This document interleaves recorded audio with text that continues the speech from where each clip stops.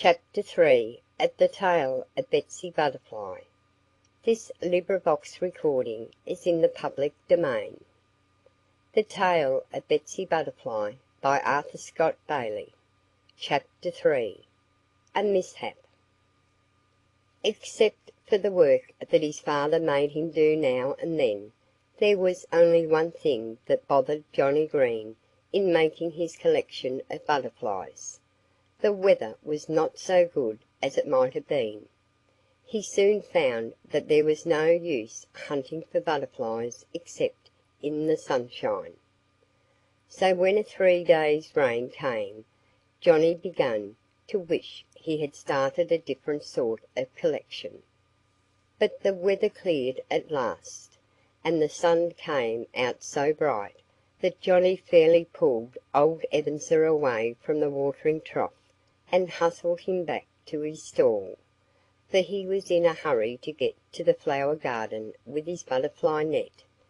As for the chickens, they had very little food that day. Once in the garden, Johnnie Green found more butterflies than he had ever noticed before, but as soon as he began chasing them, they flew away to the meadow.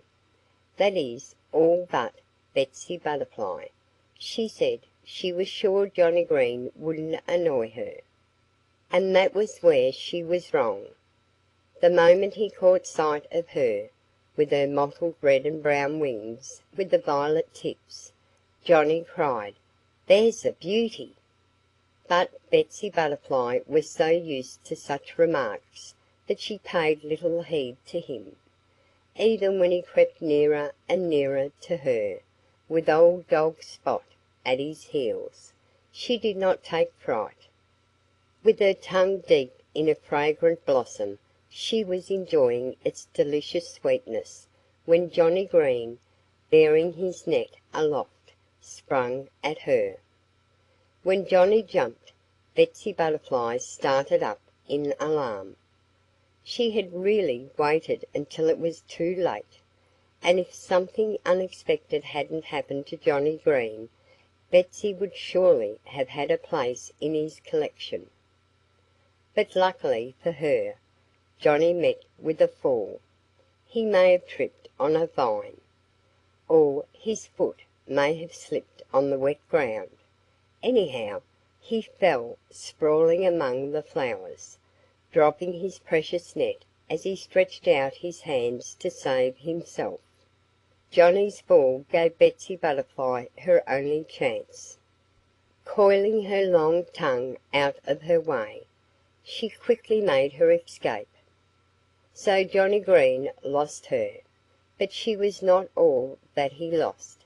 A strange accident happened just as he fell, for old Spot leaped forward at the same time, and much to his surprise, Spot found his head inside the butterfly net.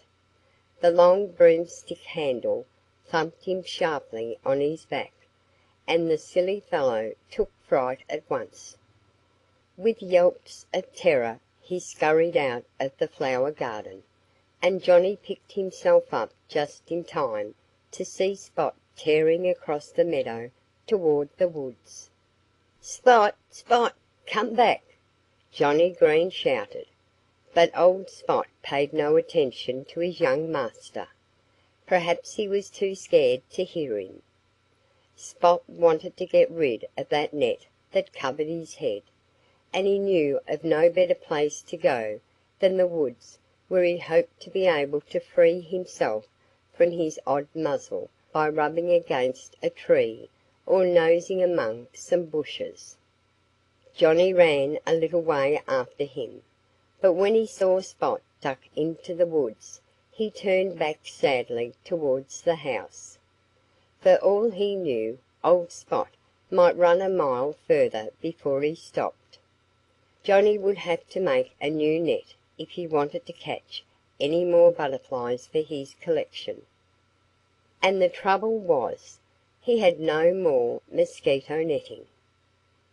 A good many of the field people saw old Spot as he dashed off with the butterfly net over his head, and they enjoyed a hearty laugh at the strange sight.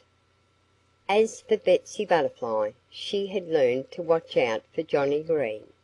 And she knew that another time he would have to be twice as spry as he had shown himself, if he expected to capture her.